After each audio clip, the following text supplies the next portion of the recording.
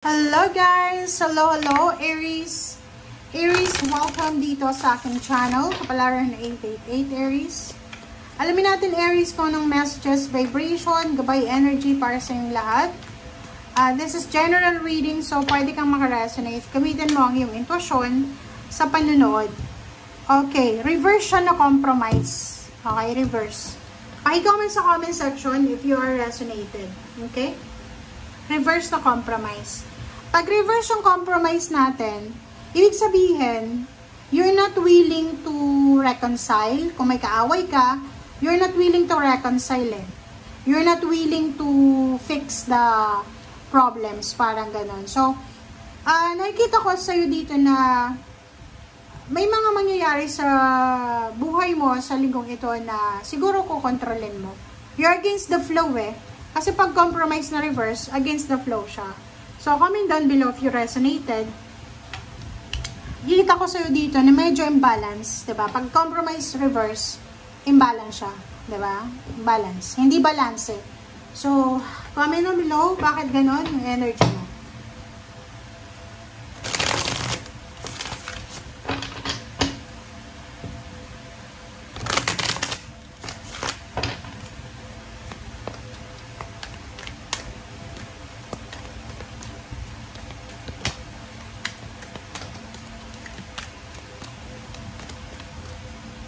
Okay.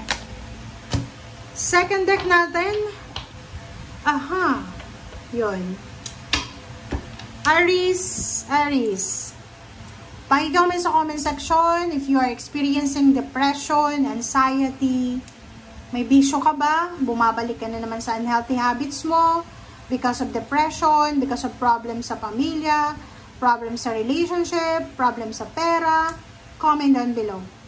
Sinasabi ng bara sa iyo na sa linggong ito, kinakailangan mong maging practical, maging mature ka, maging masaya ka. Halimbawa, medyo aburido ka. Kasi parang feeling mo, hindi nangyayari yung mga bagay-bagay na gusto mong gawin. Ibig sabihin, against the flow eh. Diba yung parang gusto mong ma-promote or gusto mong madagdagan yung sweldo mo. Akala mo malalagay ka na sa sitwasyon na gano'n, na promotion na next month or ganito ganyan. Or last month. But maraming kumbaga rejection na nangyari sa buhay mo. Okay? Sinasabi ng Brasio dito na yung feeling mo ngayon, yung pakiramdam mo na parang gusto mong magwala. Diba? Yung parang feeling mo na gusto mong magbago ng buhay, gusto mo ng pagbabago sa buhay mo. But, sa una, siguro, maganda yung takbo eh, ng energy. Tapos, biglang naging imbalance, diba? Parang ganun. Timbangan yan eh, parang Libra energy ko na. Chuk! Diba? May tinitimbang ka eh. But, biglang mabigat na naman yung sa kabila. So, give up mo na naman yung kabila. So, sinasabi ng bara sa iyo na alagaan mo yung sarili mo. Ang linggong ito ay nagsasabi sa'yo, Aries, na you need to pray, you need to focus yourself sa iyong spiritual. Walang imposible sa Panginoon. Anumang depression, anxiety, problema, mga spiritual needs na kailangan mo, walang imposible sa Panginoon. So, lumapit ka sa Kanya. Alagaan mo yung sarili mo, simulan mo sa ulo hanggang sa paa, sa kaloob-looban mo. Sa puso. Alisin mo yung galit mo. Galit, hinanakit, resentment, guilt, worry, fear. Alisin mo yan. Second, mga tao sa paligid mo. Sino ba to? Sino ba yung taong ito na everyday mo kausap tapos instead na maging masaya ka, gumugulo yung buhay mo eh. Gumugulo yung isip mo eh. Di ba? May ganon? May ganon eh. Masaya kang nagising sa umaga. Nagiinom ka ng kape. Pag-browse mo ng Facebook, nakita mo yung post ni kumare, tsaka ni kumpadre. Nakaka-toxic, nakaka-stress, di ba? Nasira yung araw mo because of that post. So yun, tanungin mo yung sarili mo. Sino ba to na taong to na instead na maging masaya ako, pag nakakaharap ko siya, puro chismis, puro panlalait, puro chismis, ang naririnig ko, so naiirita ako, parang gano'n. So yun, kung sino yung taong yun, alisin mo yan sa buhay mo. Alam ba na may lang ang buhay mo sa mundong ito? Okay? So, kung everyday ka, kaharap mo yan, may impluwensyahan ka niya. So, you need to remove that influence. Okay? Alagaan mo yung sarili mo. Make yourself a priority. Okay? I-prioritize mo yung kaligayahan mo. I-prioritize mo yung kung ano yung kailangan mo. Health, financial, emotional, spiritual, physical. Okay? And sinasabi ng barahan na may abilidad ka daw na ma-manifest lahat ang gusto mo, magawa yung gusto mo. So, you need to be practical and wise. Okay? Maging wise ka. Huwag mong sayangin yung oras mo, yung energy mo, yung panahon mo sa mga walang kwentang bagay.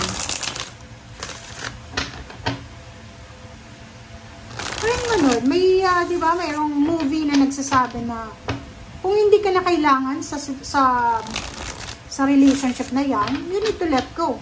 Kung hindi ka na kailangan sa trabaho, you need to let go. Kung sa environment mo, feeling mo hindi ka makahinga, suffocated ka, just, you need to let go. Diba? Aries. Diba? The Empress, Prince of Wands, Prince of Disc. Okay. Comment down below, Prince and Princess of Disc. Sinasabi ng bala sa'yo dito, Aries, na kung ang problema mo ngayon, diba? Kung ang pinagdadaanan mo ngayon is financial problems, or yung masyado kang nape-pressure, maybe you're married sa materialistic, or maybe yung parents mo ay masyadong, hindi ko alam kung bakit gano'n yung energy mo.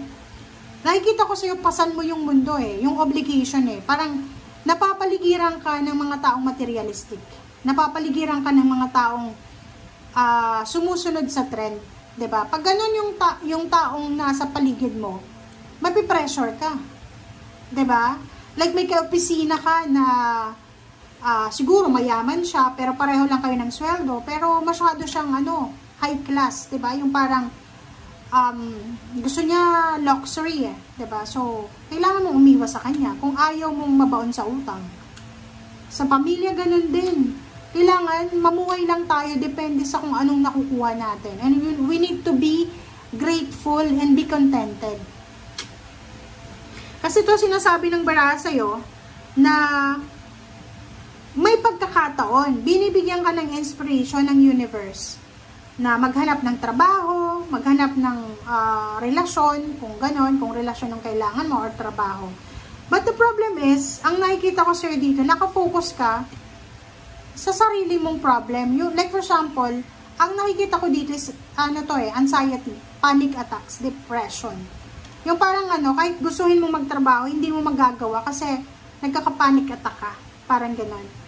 The Hermit and Three of Discs and Prince of Swords, sinasabi ng baraha sa'yo na, Aries, kailangan mong ihanda ang sarili mo. Siguro sa ngayon, hindi pumapabor sa'yo ang sitwasyon, but you need to prepare yourself. Kasi merong isang balita, merong isang communication, mabilis na communication na pwedeng magdala sa'yo ng celebration, celebratory energy, magdala sa'yo ng happiness, contentment, and magdadala sa'yo ng peace and harmony. Okay? Ayun. Kumuha tayo dito. Sa ilalim mo pa, Ten of Discs. Yung Ten of Discs na to, lahat ng tao dito sa mundo, gustong mangyari yan sa buhay nila. Lahat, diba? Lahat tayo dito sa mundo King of Cups. But the problem is, isipin natin na dapat, yung wini-wish natin, yung minamanifest natin is naandyan lang, yung kaya natin. Huwag tayong masyadong mag-wish ng mga unrealistic. Diba? And kailangan, kung ano yung wini-wish natin, kung ano yung gusto nating mangyari sa buhay natin, trabahuin natin yun. Kasi na Ten of Discs, mag-iingat ka sa easy money. Mga investment na easy money, sa pangungutang online, maraming lending online ngayon company. Mag-iingat ka, lalo sa pera. Kasi pag hindi mo yan napansin, or hindi mo masyadong binigyan ng pansin, posibleng mapasok ka sa the tower. Pagsisisihan mo yan Yan, sobrang bisyo, sobrang utang, sobrang luxurious life. Yung parang, yung pamilya ayaw kumain ng mga gulay, ulam na, like yung mga mura lang, Ang gusto nila yung parang masasarap palagi, 'di ba? So, okay lang kumain ng masarap kung kaya natin na i-provide yon, i-afford yon. But the problem is, yun na nga, napapaligiran ka ng materialistic na tao. Ang mga taong itong nakapaligid sa iyo, Aries, sila yung magdadala sa iyo ng malas sa buhay mo. The Tower. 'Di ba? Yung parang nakakabwisit ba? 'Di ba? Kung hindi ka naniniwala yan, maniwala ka may karma, naniniwala ka sa karma, naniniwala ka sa swerte.